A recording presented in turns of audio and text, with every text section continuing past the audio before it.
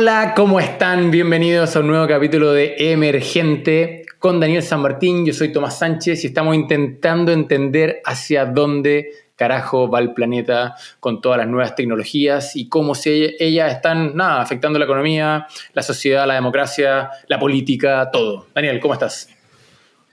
Muy bien, Tomás. ¿Cómo estás tú? Muy contento de acá estar, como siempre, tratando de elucubrar el futuro. Oye, hoy día tenemos un capítulo que tenemos que reconocer a nuestra audiencia que nos costó. Vamos a hablar hoy día de computación cuántica y un tema que, si bien tanto Daniel como yo nos encanta, lo hemos leído mucho tiempo, sobre todo el tema de física cuántica, cuando uno se mete al detallito de estos nuevos supercomputadores, es un pequeño dolor de cabeza, ¿no? Sí, nos costó harto, estuvimos estudiando, vamos a tratar de explicar lo que podamos explicar, pero no, lo más importante son las implicancias. Creo que va a estar bastante bueno el capítulo. Oye, vamos primero que todo con Convergente, ¿bien? Noticias de esta semana. Daniel, ¿por dónde partimos?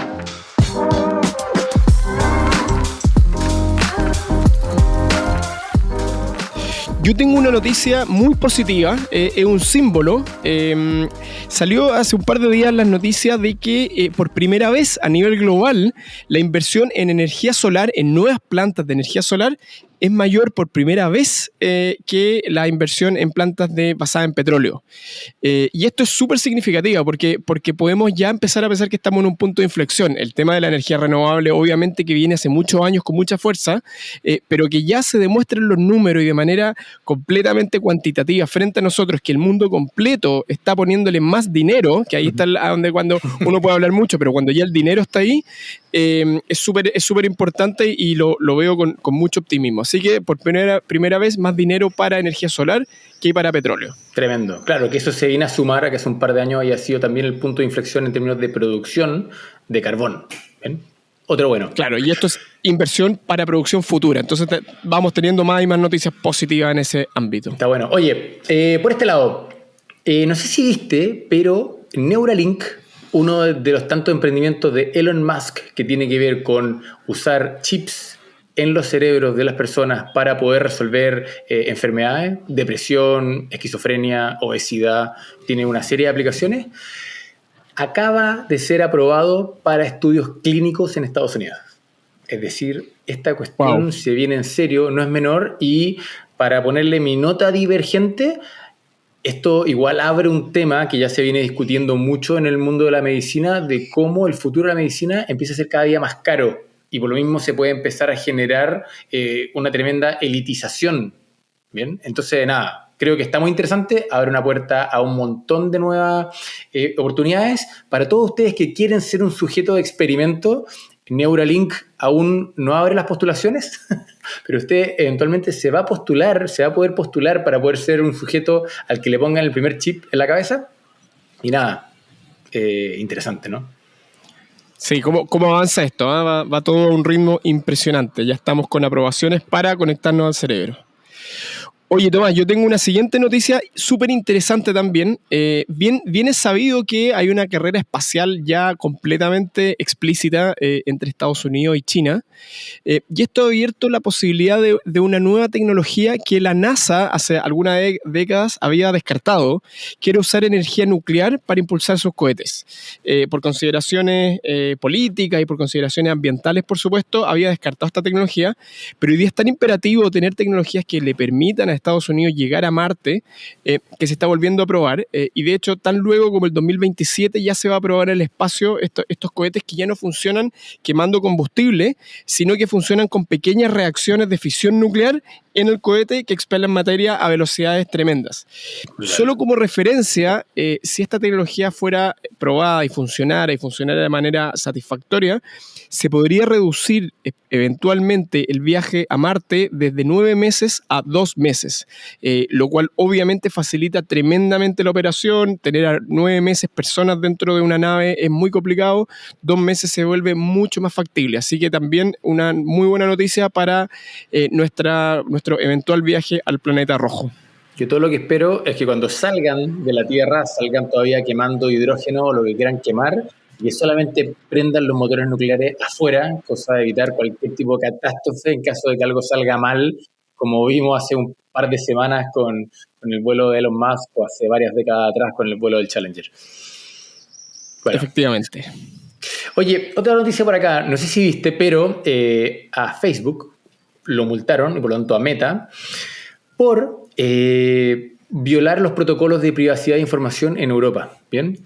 Facebook lo que hizo fue que movió un montón de información de sus usuarios de servidores que estaban en Europa y los pasó a Estados Unidos. ¿Bien? Y la regulación, el GDPR en Europa, es muy estricto con respecto a la privacidad y el manejo de datos. Y justamente lo movió a servidores que no cumplían. Es decir, la ley europea permite de que muchas veces los datos se puedan mover, pero muy estricto con el destino de esos datos y el nivel de regulación y el nivel de protocolos que tienen en torno a su tratamiento. Y de hecho, fue explícito en prohibir la Meta de que en el futuro cercano no puede mover más datos a Estados Unidos. ¿Bien?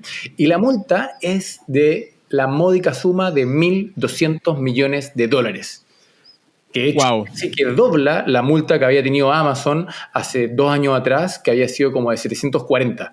Justamente también por problemas de violar temas de privacidad de información. Entonces, ojo, está bueno cómo Europa lidera esto de que la privacidad y el manejo de la información es un tema relevante e importante. De hecho, Europa está intentando llegar a un acuerdo con Estados Unidos para tener una serie como de protocolos compartidos, pero nada, creo que en el mundo de la data, de la computación, es muy importante que esto siente precedente, como también un contrapunto a lo que pasa en China, de que la data, no queremos ni siquiera hablar de eso. Sí, que eso te iba a decir, que importante de que algún gobierno, alguna, en este caso Europa, algún, digamos, organismo público tome realmente medidas para el control y el cuidado de nuestros datos. Yo creo que es un tema fundamental y senta precedentes para el caso, por ejemplo, americano, que en general suele ser más laxo que Europa. Así que lo tomo como una noticia positiva también, no para Meta, pero sí para el público. Oye, y ahora para cerrar Convergente, pero tenemos una papita porque da para una mini cápsula, el tema preferido de Daniel es siempre ChatGPT. Y la verdad es que la última semana los amigos de OpenAI han tenido muchas noticias, ¿cierto? Haciéndola rápida y tú me comentáis, Daniel. 1, sacaron una aplicación móvil. Entonces usted ya puede bajarse OpenAI y ChatGPT a su celular. 2, está funcionando con información actualizada. Es decir, Bard se le adelantó en eso, pero ahora ChatGPT ya está actualizado y está funcionando en beta con información, por decirlo así, en tiempo real. 3, ya es la página número 17 en términos de ranking de cantidad de visitas en Internet. Es decir, Google es la número 1, Facebook es la número 2, con aproximadamente 8 billones de visitas al mes, y ChatGPT ya está en 1.8, un poquito por detrás de Amazon. Entonces es impresionante que en un poco más de 6 meses ya está ahí. Y por último, sacaron plugins, que es una palabra que suena muy cool Sí, y eso que a yo Daniel le encanta. No, yo lo encuentro súper interesante, aparte por la utilidad. Yo he estado probando el de Kayak, el plugin que tú le dices, utiliza Kayak, ChatGPT, quiero un viaje a un lugar soleado 4 días en septiembre, ¿qué me recomiendas? Y el sistema busca, pero más, en términos más fundamentales, esto es enorme porque transforma a ChatGPT desde una herramienta a una plataforma. Es decir, se abre este gran mundo a developers independientes alrededor de todo el globo para que creen, piensen qué cosas se pueden hacer con esta herramienta, y eso obviamente va a hacer explotar las potencialidades, la utilidad de esta herramienta. Un poco lo que pasó con el 2007 cuando Apple creó el iPhone y surgió todo el mundo de las apps. Lo que se permitió es que la creatividad repartida y distribuida del mundo floreciera a través de esta plataforma. Entonces estamos dando un paso importante, increíble la velocidad a la que se mueve esto. Creo que el mundo está cambiando frente a nuestros ojos, Tomás Sánchez. Arriesgándonos a esa tremenda frase cliché, pero así es. Es el motivo de Una este y otra podcast. vez. Oye, bueno, pasemos a Emergente, queridos. Muchas gracias por la noticia. Vamos al plato de fondo que tenemos hoy día.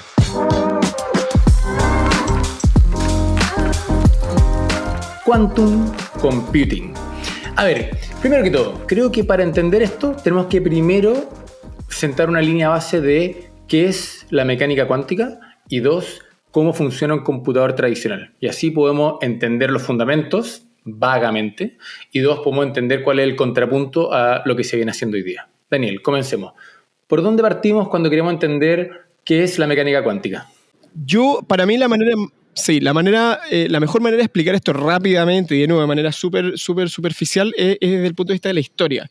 Desde el siglo XVII se produjo un avance gigante, y voy a ser muy rápido, no se preocupen, en entender cómo la física, digamos, frente a nosotros funcionaba. Newton creó fórmulas matemáticas y empezamos a describir con fórmulas matemáticas lo que veíamos frente a nuestros ojos.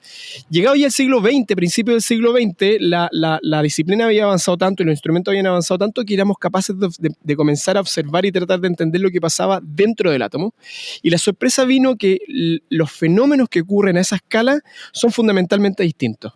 Las cosas que funcionan de manera muy clara con mecánica newtoniana ya no pueden describir los fenómenos que ocurren a esa escala, y surge esta nueva disciplina que es la mecánica cuántica, y para lo cual, Tomás, tú aquí tienes una descripción bastante buena de en esencia qué es lo que se encontró, cuál es uno de los principios fundamentales. Claro, es decir, antes de toda esta discusión a principios del siglo XX, y lamentablemente no lo entiendo muy bien por qué a todos en el colegio nos hicieron la descripción de 100 años atrás, es que el átomo, de una u otra manera, era una especie como de sistema solar, ¿cierto? En el centro teníamos el Sol eran muchos protones y neutrones, y alrededor giraban los electrones. Pues bien, lo único que saben los científicos con certeza hoy día es que eso no es así, y que los electrones no saben, por decirlo, cómo se comportan, pero lo que sí saben es que existen o han desarrollado ecuaciones que son capaces de describir con exactitud, probabilísticamente, cómo se comportan y cómo son capaces de observarse. ¿Bien? Entonces no sabemos si aparecen o desaparecen, si es una nube de probabilidades, no entremos en eso. Solamente lo que quiero que es importante entender es que los electrones alrededor de un átomo no giran como los planetas alrededor del Sol, ¿bien? Sino que se describen a través de ecuaciones probabilísticas. ¿Bien? Y eso es el rompedero de cabeza que hasta el día de hoy los científicos son muy capaces de describir, más allá de que no son capaces de entender completamente, y da para una discusión filosófica eterna. Sí, por eso. Ahora, el concepto de entender es complejo, porque la verdad que como humanidad hoy día tenemos precisión muy clara, tenemos muy claro en términos matemáticos de cómo ocurren estos fenómenos. De hecho, se ha llamado la mecánica cuántica el modelo estándar, el modelo más exitoso en la ciencia. O sea, somos capaces de describir y predecir exactamente lo que va a ocurrir, sabemos las ecuaciones, pero cuando tratamos de entender a nivel intuitivo esas ecuaciones no tienen ningún sentido. Richard Feynman dijo, si tú crees que entiendes mecánica cuántica es porque no la entiendes. Entonces la entendemos en términos de poder describirla matemáticamente y hacer predicciones, no la entendemos a nivel de que sea intuitivo para los seres humanos. Bueno, pero lo importante es que acá las partículas tienen dos propiedades que son fundamentales para generar computación cuántica. Y para eso voy a dejar nuevamente a Daniel de que describa lo que es el entanglement y la superposición. Sí, que el entanglement, o en español entrelazamiento, es una propiedad que tiene que tú puedes, digamos, conectar dos partículas. Estas quedan, digamos, conectadas de esta manera, y tú las puedes alejar a la distancia que tú quieras y van a seguir compartiendo estas propiedades. Entonces, por ejemplo, si yo las partículas pueden tener diferentes propiedades, como spin o diferentes otras propiedades. Si yo cambio uno, la otra partícula, aunque esté a millones de kilómetros, también va a cambiar. Y esto es antiintuitivo, no tiene sentido. Es como que la información viajara más rápido que la luz. De hecho, Einstein no creía que esto fuera posible. Le llamó spooky action at a distance, o sea, como que una acción fantasmagórica. Sin embargo, hemos hecho experimentos y esto se observa una y otra vez. Perfecto. Y lo segundo es la superposición. Sí, y lo segundo es la superposición, que para nuestros fines lo vamos a explicar simplemente como que las diferentes partículas subatómicas pueden tener diferentes estados. Y una misma partícula puede tener dos estados al mismo tiempo. Esto es completamente antiintuitivo, pero una vez más, los experimentos de manera súper intrincada, un físico que se llama Bell en los 70 demostró que no es que sea una percepción, no es que nuestros instrumentos no midan bien, sino que literalmente las partículas tienen dos estados al mismo tiempo, arriba y abajo, o spin izquierda-derecha. Y esto es importante porque son fenómenos físicos. Y quiero pararlo aquí porque si nos largamos más, esto va a terminar siendo una clase de física cuántica y es imposible, ¿bien? Pero dicho eso, y entendiendo de, como decía Daniel, es una física que es completamente diferente a la física que nosotros experienciamos a nivel macroscópico, que está completamente probada con la ciencia, pero es contraintuitiva, esos fenómenos a nivel subatómico son los que habilitan la creación de la computación cuántica. Entonces, permítame explicar en 2 segundos cómo funciona un computador tradicional. ¿Bien? Usted cuando está frente a su computador, ¿bien? O su celular, hay una línea de código que de alguna manera administra lo que usted está viendo, ¿cierto? Y hacia abajo hay un montón de líneas de código más y de más programas que usted no ve hasta que eventualmente llegan al hardware. Y cuando llegan al hardware, todo lo que están manejando de manera binaria, es decir, esta clásica alegoría de que son ceros y unos que prenden y apagan. ¿Y qué es lo que prenden y apagan? Electricidad que pasa o que no pasa a través de los semiconductores y los transistores. ¿Bien? Y ese es el fundamento de cómo funciona un computador tradicional.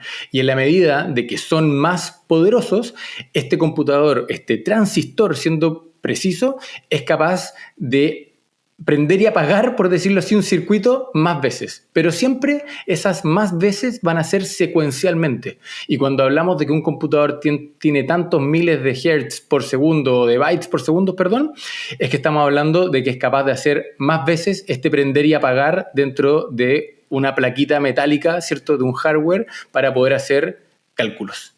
¿Bien?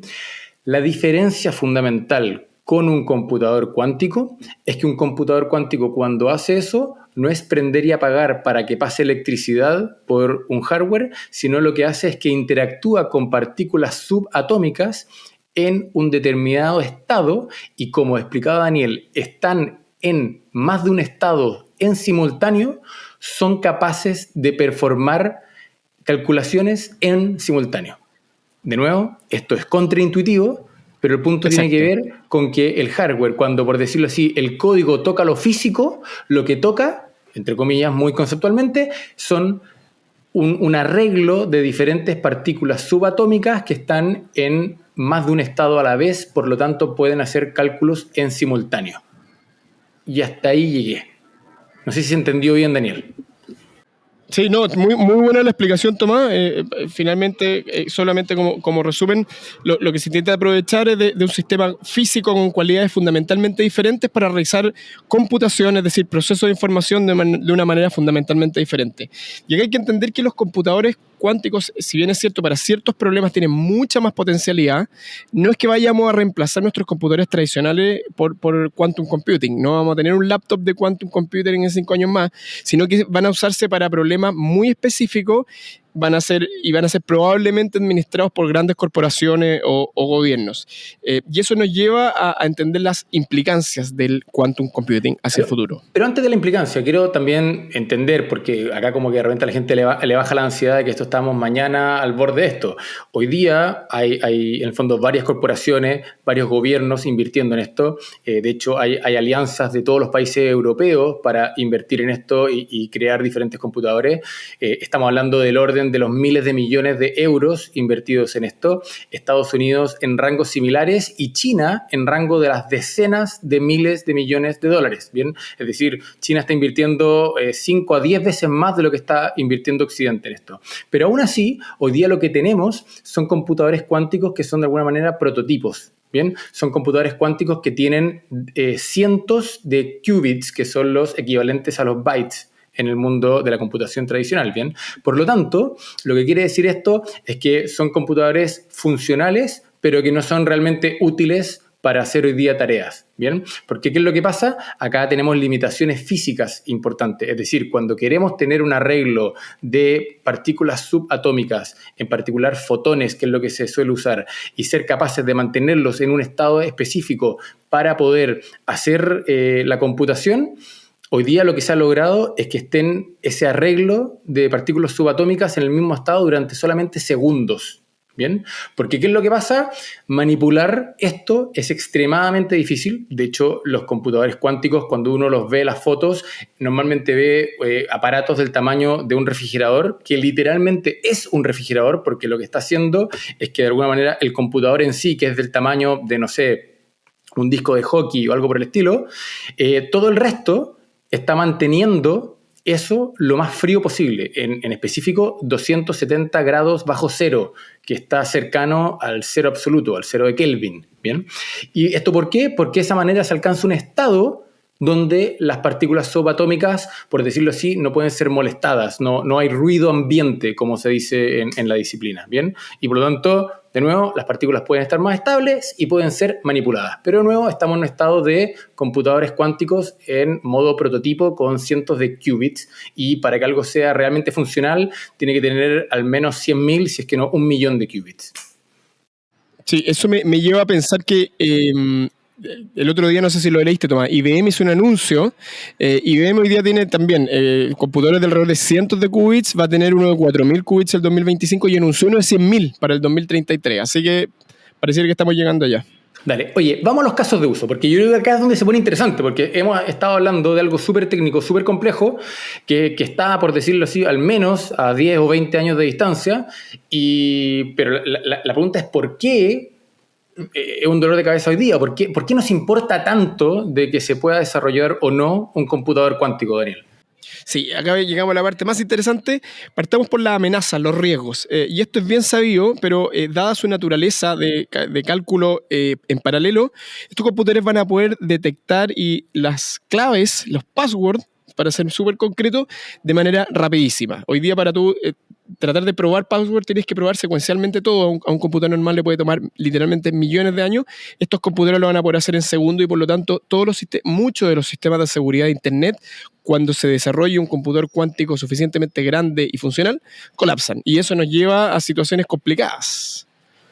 Voy a decir lo mismo que dijo Daniel recién de nuevo, porque creo que es muy importante. Daniel lo que acaba de decir es que el día que se cree un computador cuántico va a ser capaz de hackear todos los sistemas de seguridad existentes, porque los sistemas de seguridad en general se basan en algoritmos matemáticos muy, muy, muy, muy complejos de resolver, que normalmente un supercomputador actual se demoraría millones de años, y un computador cuántico lo va a poder hacer en segundos, si es que no minutos, y en una versión más simplificada de eso, si es que tiene que iterar todos los posibles passwords que usted pueda haber inventado para su correo electrónico, y un computador tradicional se demoraría años en iterar todas las posibilidades, este computador lo va a poder hacer en segundos.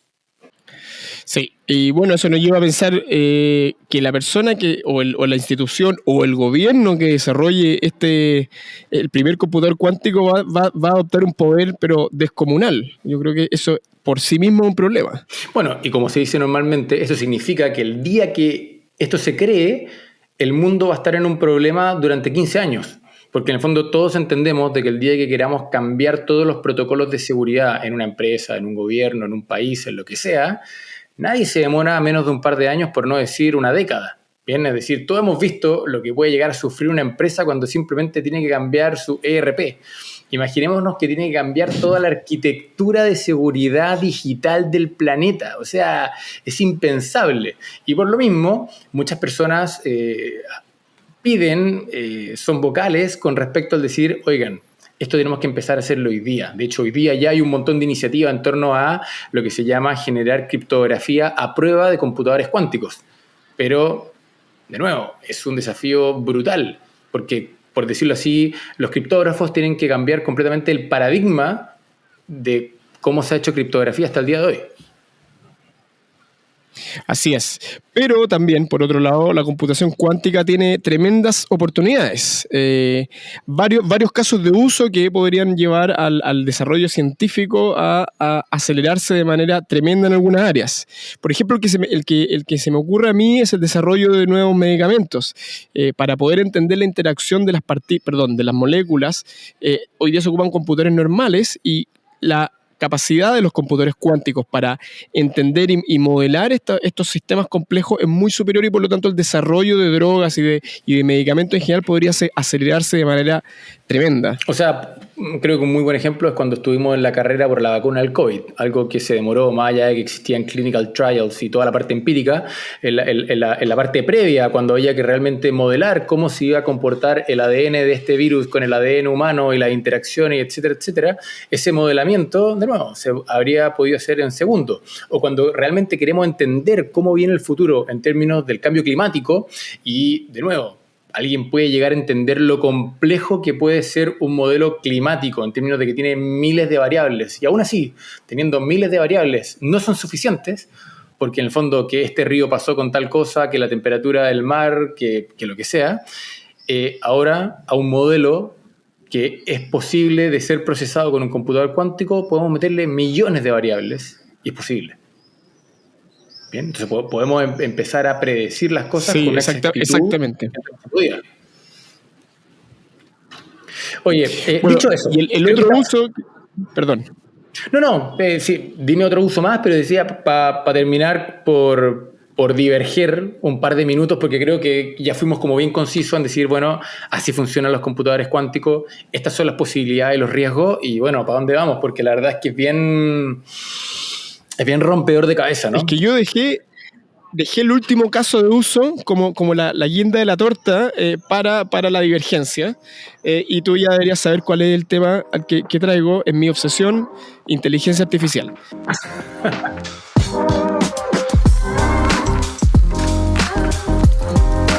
La computación cuántica podría darle un nuevo impulso. O sea, si esto ya va rápido, podría hacer que el desarrollo se acelerara aún más. Ya es difícil imaginar. Esencialmente, el aprendizaje de máquinas, el machine learning, es un problema de optimización para lo cual los computadores cuánticos son particularmente buenos. Entonces, un caso de uso es hacer sistemas de machine learning, de inteligencia artificial, mucho más poderosos, lo cual, una vez más, nos lleva a un nuevo mundo. A ver, lo que haga, permítanme traducir lo que dijo Daniel. Daniel lo que dijo es, ¿se imaginan ustedes que llevamos haciendo Machine Learning durante décadas? Y en particular durante la última década, si no las últimas dos, esto ha avanzado de manera exponencial. ¿Por qué? Porque un proceso de Machine Learning es básicamente un código que va optimizando un problema detrás de otro y después se va autoenseñando, etcétera, etcétera. Ahora imagínense ese problema o ese Machine Learning en esteroides.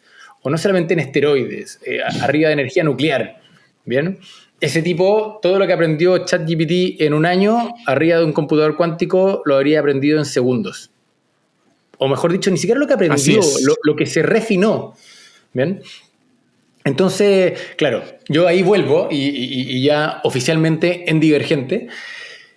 Concha la lora el poder en las manos de una sola persona, corporación, país, quien sea, cuando realmente esté cerca del primer computador cuántico. De hecho, me pasa un poco similar a la inteligencia general artificial o artificial general. Y es que cuando alguien esté cerca de eso, yo creo que no lo va a avisar. Porque si lo avisas, te cae una bomba al día siguiente, te raptan, te secuestran, te incendian, no sé, algo pasa.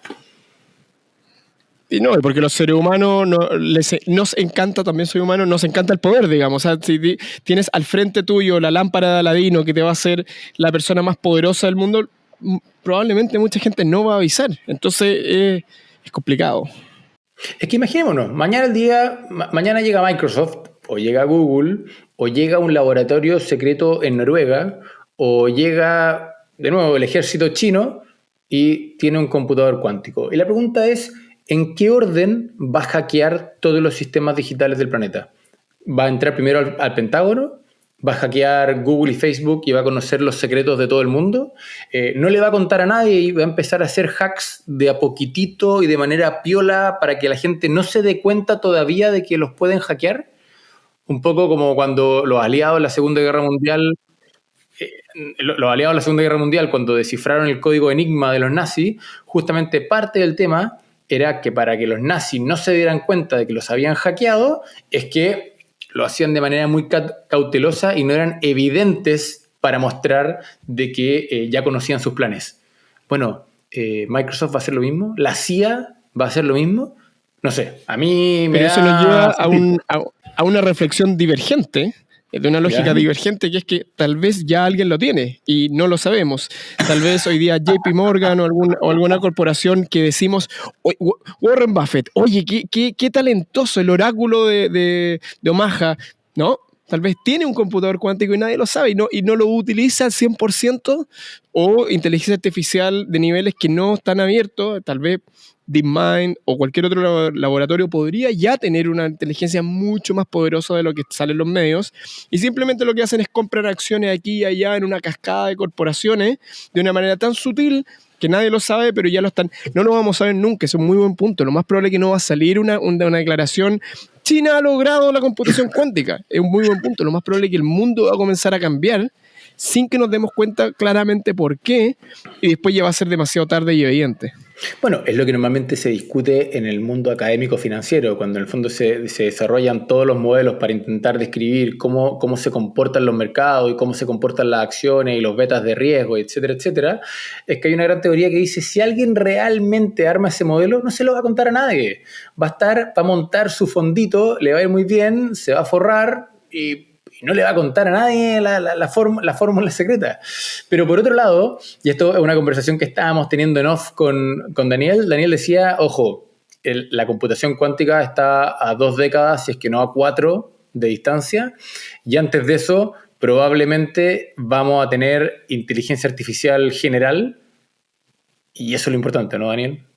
O sea, yo un poco la pregunta es, ¿cuán preocupado estás tú todo de este tema de computación cuántica? Y mi respuesta es, no tanto, porque, a ver, no tengo la bola de cristal, pero como pareciera estar hoy día, la inteligencia general entendía no como una cosa fundamentalmente capaz de sentir ni pensar, sino que de que te dé un poder tremendo, de que te dé un poder de predecir, digamos, a niveles sobrehumanos.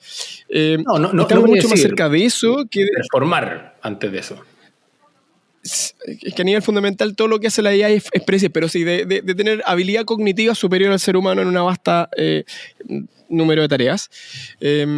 Si ya llegamos a eso, ese sistema nos va a permitir desarrollar tecnologías que hoy día por definición no somos capaces de imaginar como ser humano.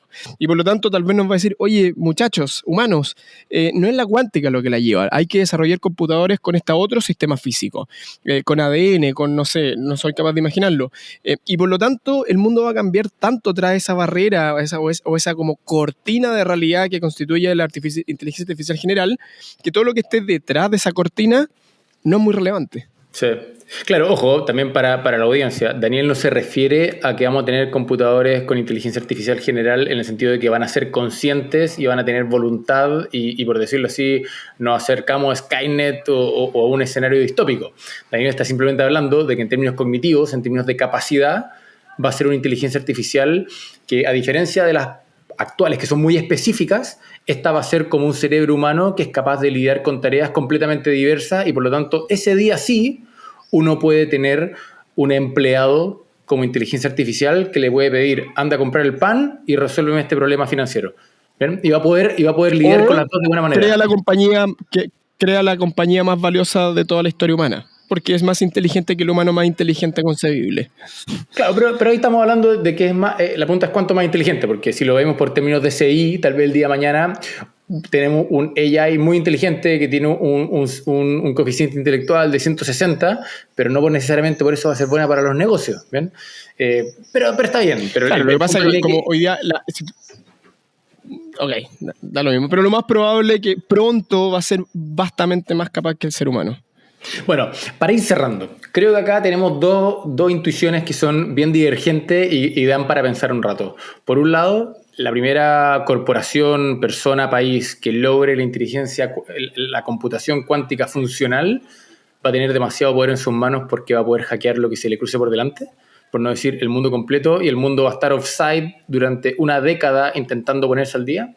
Y por otro lado, lo que dice Daniel, tal vez esto es irrelevante porque eso es un horizonte que está en 20 o 40 años y la verdad es que la inteligencia artificial general, no quiero decir que está a la vuelta de la esquina, pero perfectamente puede estar en 10. O sea, no lo sabemos, pero una cosa que parecía estar a 100 años, hoy día es razonable pensar que puede ocurrir antes de 10 años. Así que vamos a ver.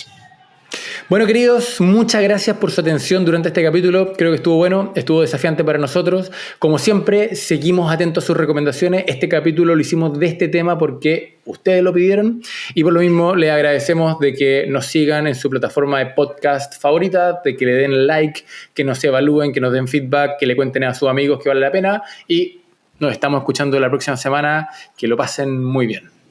Chao, estimados. Muchas gracias por escucharnos. Chao, chao.